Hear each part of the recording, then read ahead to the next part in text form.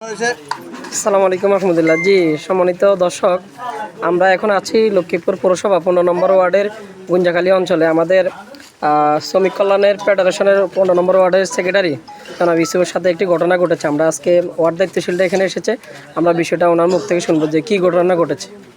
ঘটনা হয়েছে যুবলীগ করে বাতেন আর বাইর ডাল হয়ে আছে আর কোবানেন লাই।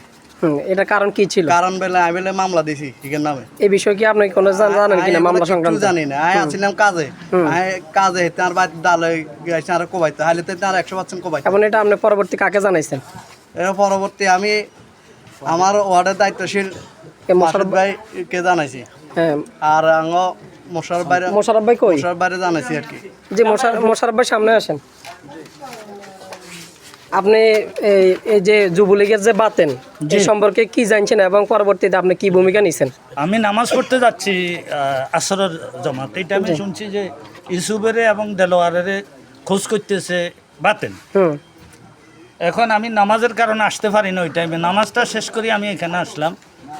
এখানে এলাম যে বাতেন দা নিয়ে দেলোয়ারের মাসি গালাগালি করিয়ে এবং ইউসুফের বাড়িতে যাই ইউসুফের খোঁজ করছে, তাকে পাই নাই। আমি এখানে দা নিয়ে গেছে। আচ্ছা, হ্যাঁ। তৎক্ষণাৎ আমি এখানে ওখানে কি বলা হয়েছে যে আপনি বলেন কি বলা হয়েছে ওখানে দা নিয়ে যাই? আপনি কি শুনছেন? আমার এটা টোকাইছে আর কি। আমি কই ইসুফ কই আমরা কোবাইবো। আচ্ছা, হ্যাঁ। তখন আমি এখানে আসি, দেখলাম যে বাতেনের কোনো নম্বর পাওয়া যায় কিনা। আমি বাতেনের নম্বর লইছি, নম্বর লই ফোন করলাম, বললাম বাতেন আপনি কে? আমি কই মিরন। তুমি আমার চিনছ? চিনছি। আমি বললি তুমি নাকি এখানে ইউসুফের আর দেলোয়ারে দা নিয়ে আসছো এখানে কোবানোর জন্য? ঠিকই তো আসছি তো। তো আমি কইলে আসলে তুমি সেখানে কেন? কই তুমি এখানে আসো, রাস্তার মতো আসো, চাই তোমার লগে একটু কথা বলি।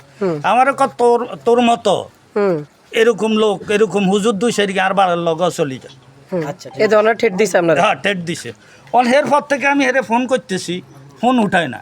এর পরবর্তী এখন ফোন দিছি আর ফোন উঠাই বাতেন তো এখানে না, এটা বাতেনের নম্বর না, অথচ আমি বাতেনের নম্বরে কথা বলছি। আচ্ছা ঠিক আছে।